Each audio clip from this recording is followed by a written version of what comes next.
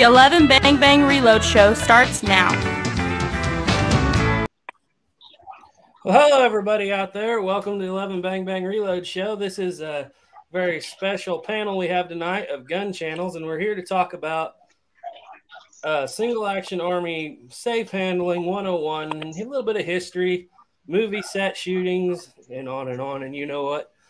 We've gotten a lot of questions. Most of us here at this point have made videos about the Alec Baldwin shooting, and the comment sections have just been flooded with questions that are too hard to answer in the comment section. And so we hope to all get together here tonight and maybe answer a few of those questions. Now, as far as I know, I think we can all agree here that there's no such thing as a gun that can't be worn down to where, you know, breakages happen. None of us are saying it's impossible. We're just saying that the Single Action Army and the Colt clones that have come after it are not as unsafe as people think.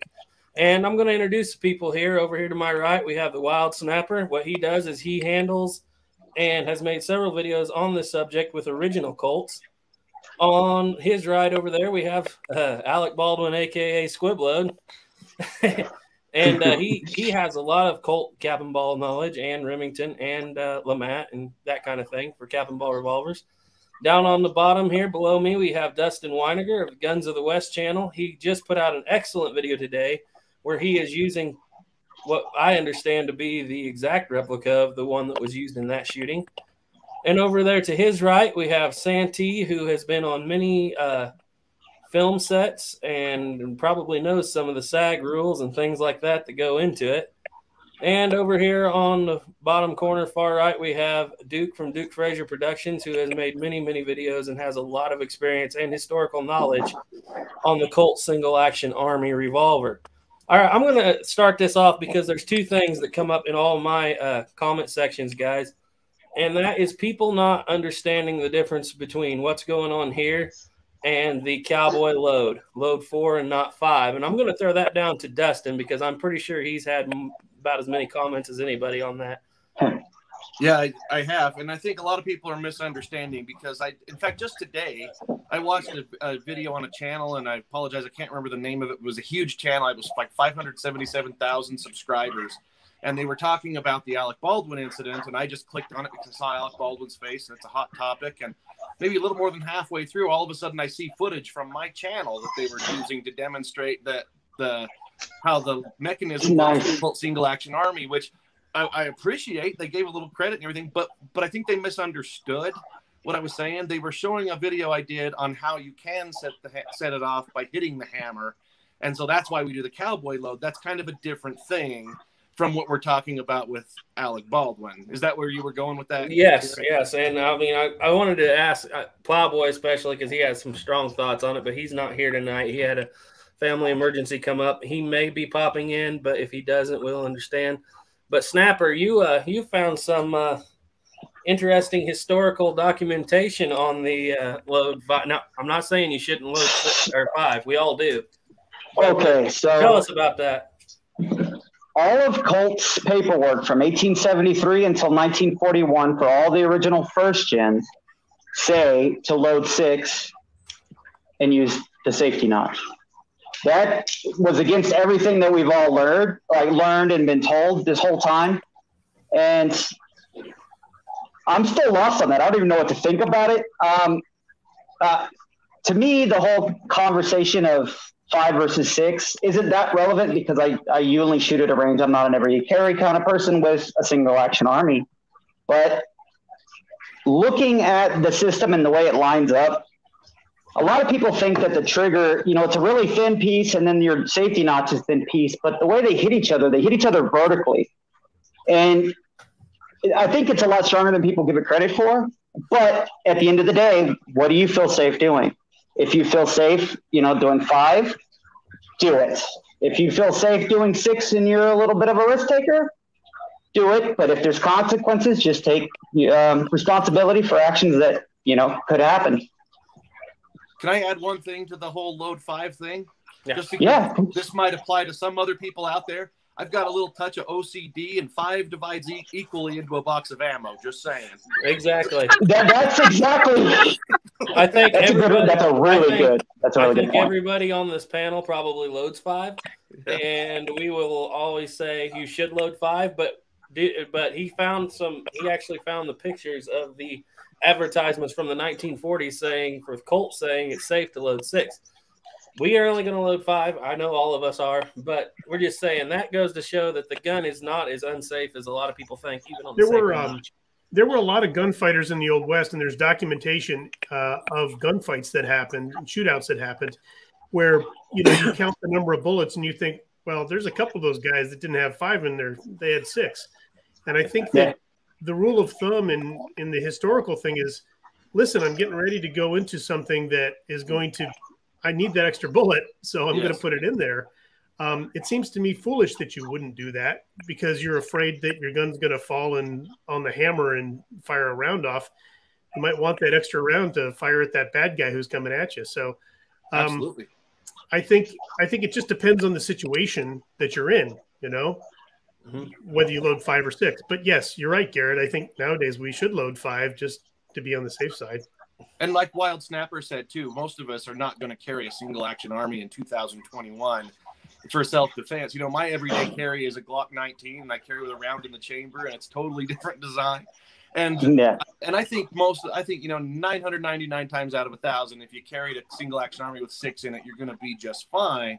But there's that one other time where something hit it. But like Santee just said, I think back in the day, if they were going into a situation that they knew or was a good probability of being in a fight, I would be very surprised if they were loaded with 5. I think 5 is more like when it's going to be just holstered and bouncing around for a period of time. But I like to load 5 just out of habit, and again, it goes evenly into a box of 50. A modern equivalent of that is how the military does things. You'll see the National Guard called out, and they don't have mags in their mag welts. They've got them in magazine pouches. You might go, how are they going to defend themselves if they don't have it loaded with one in the chamber or the safety off? And the reality is, a lot of situations, you don't load and make ready until you're away from a base on a patrol, or off the aircraft, or off the armored personnel carrier, or out of the 5-ton or whatever it is. And when you're patrolling in a martial law type situation, you're not necessarily locked and loaded, but you are there in force. It's not like one lone person in a dark alley ready to get jumped by 5 people. You're going to have a couple of them standing on the corner next to a Humvee or something like that. They're going to be in a position where they're out in the open, yes, but they can also see you coming, so they have time to prepare. And some people might not understand that who haven't served, but they don't want to risk an ND. And if the gun isn't loaded, you can't have an ND. That doesn't mean that they're a soft target and they're going to be overrun. If it's a combat situation or you're escalating the situation up, then you go to each different level above and beyond that. But the reality is, for certain situations, for safety reasons, the military actually doesn't. It's just like people who think that everybody walks around base with a sidearm and things like that. That's not the case. When I carried my M9, I didn't put one in the chamber and reholster it until I was actually on a post, actually at a position where I was like serving guard duty or something like that. Otherwise, the rest of the time, I didn't have one in the chamber. So it's just something that safety is different for different people in different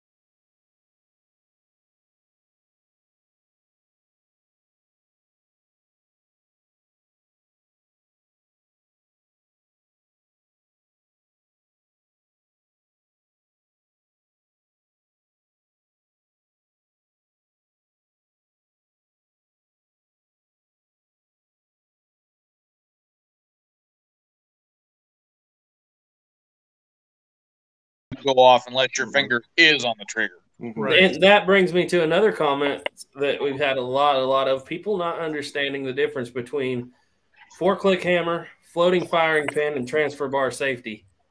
And I don't know how to explain it any better than that. The 3-click hammer and the transfer bar is impossible for the gun to go off without pulling the trigger. Yeah. It's that simple. Not impossible. Not impossible, because having run one extensively, if you run black powder through a floating firing pin 3-click hammer, you can gum it eventually. Okay, I'll give that. I'll give that out. Yeah. I'll see that. But no, you're right. The only way this would realistically happen would be with a 4-click. Yeah. And I definitely don't think that's what happened in the case we're talking about. No, probably not. No.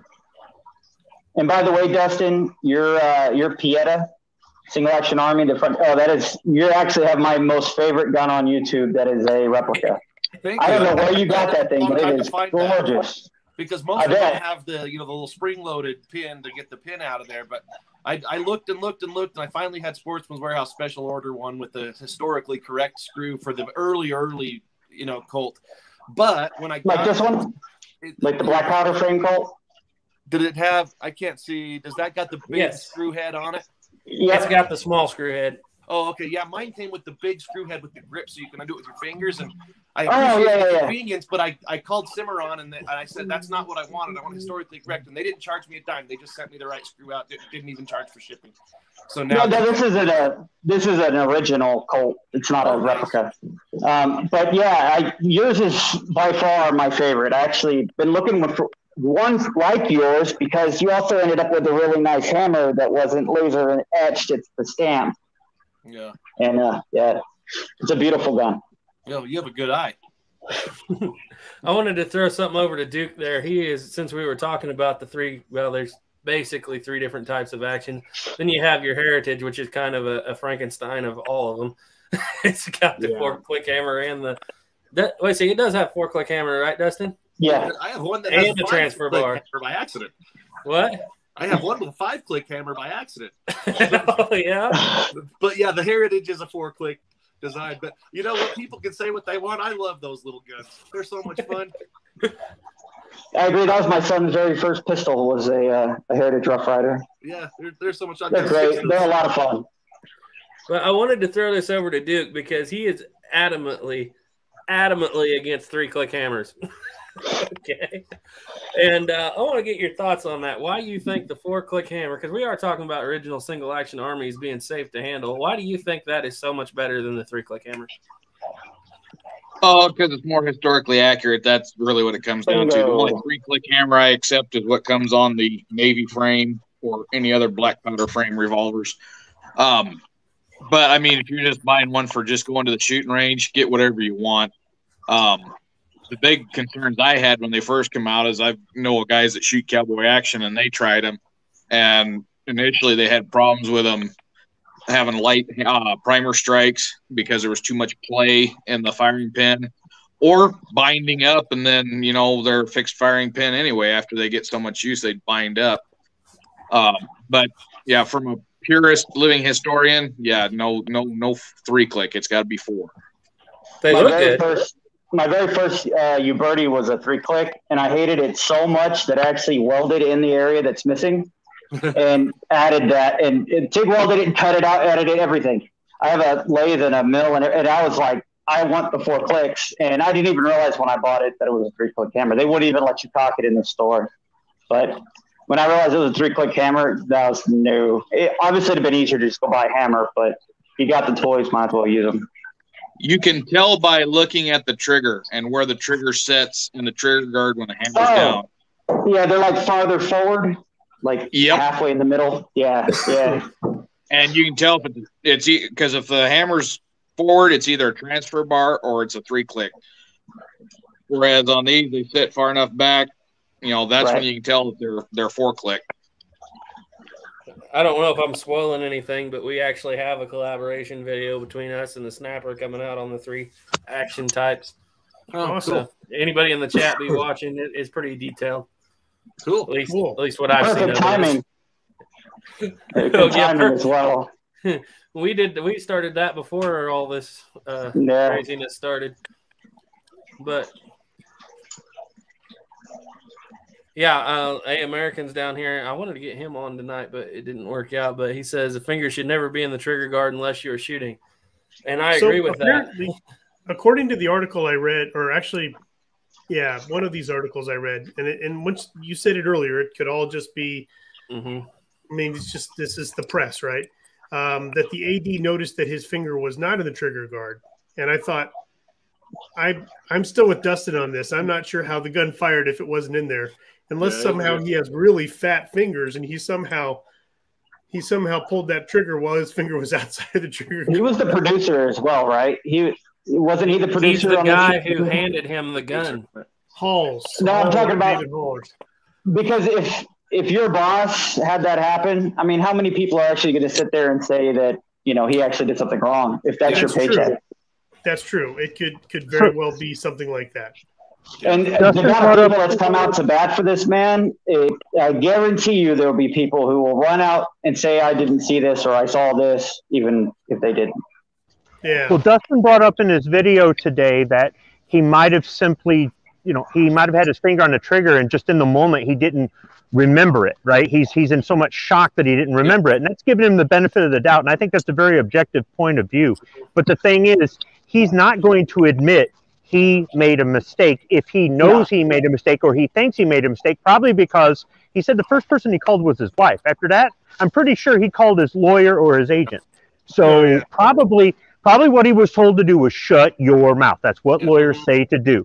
Shut your mouth. And the fact that he's going to try to push the blame off on somebody else or an inanimate object is him saving face. And on that TV special about what had happened on the Rust set, they were talking about the accident where the camera woman got hit by a train, and they were showing the trial footage where they had three people, like the director and the producer and the assistant director or something, on trial, and they were all like playing the not my job, not my job, not my job, and that's exactly what, and they were probably told to say that by their lawyer once again. But it's the whole, if we can deflect and divert and the things like that, then I, you know, they'll stop looking at me. And the thing is, there's a lot of people in the 2A community that have said, look, this guy has been anti-Second Amendment for a long time, very vocal about it.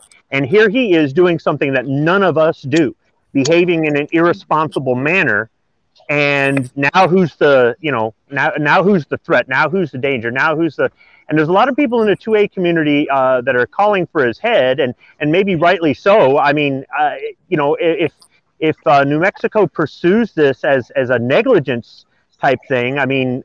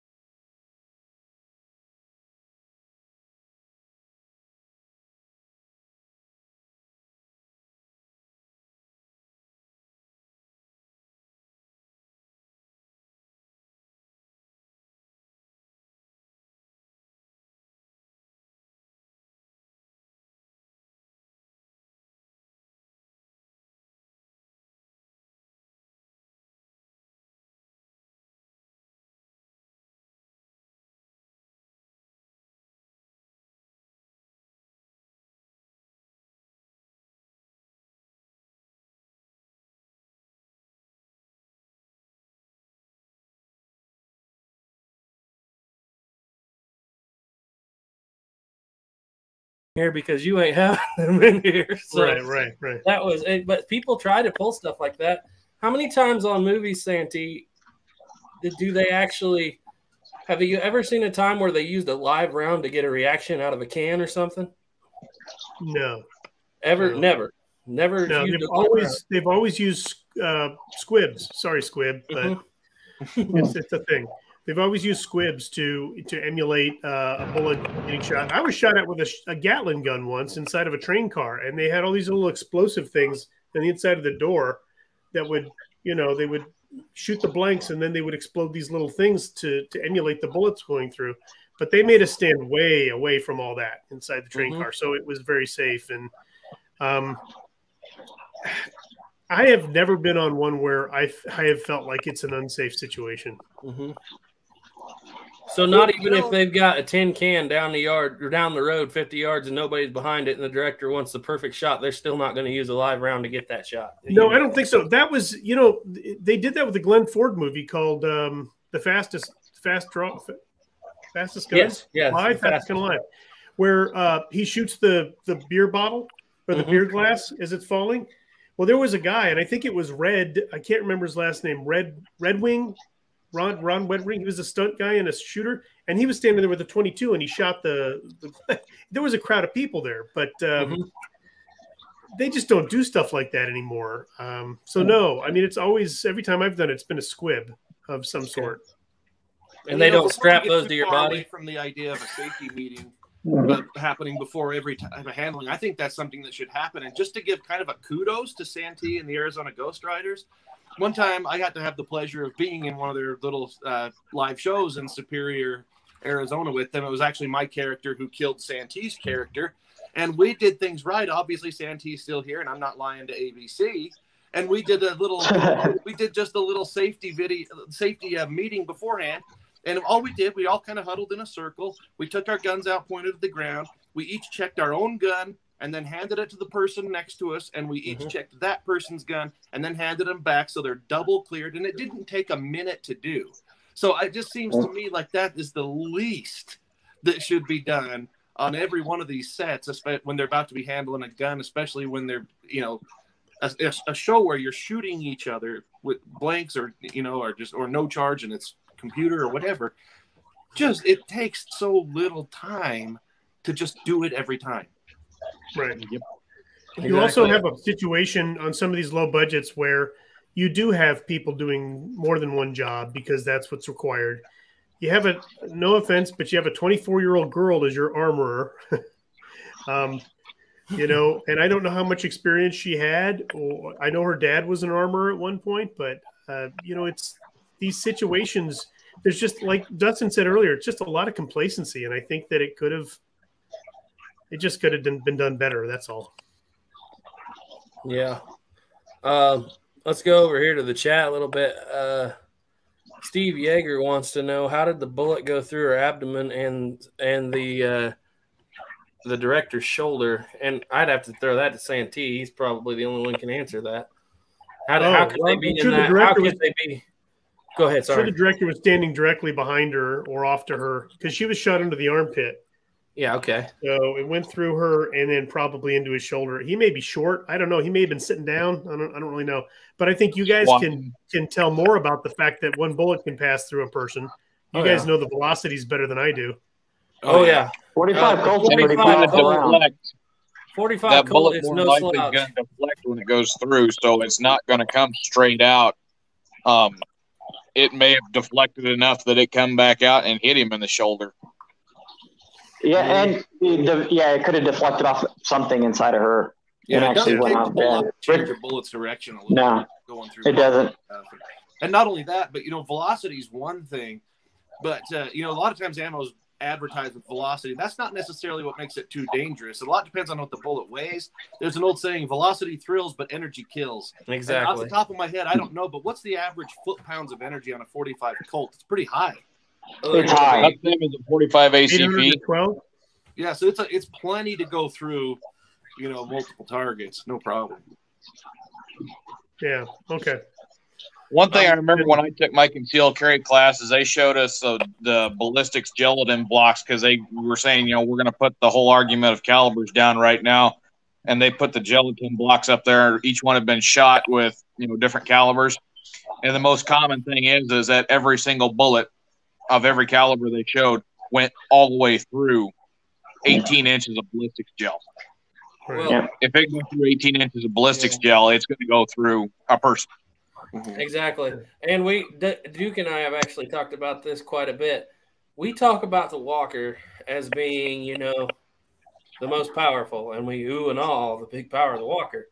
That's getting 60 grains of powder with a round ball that is considerably lighter than that 250 grain slug coming out of a 45 Colt.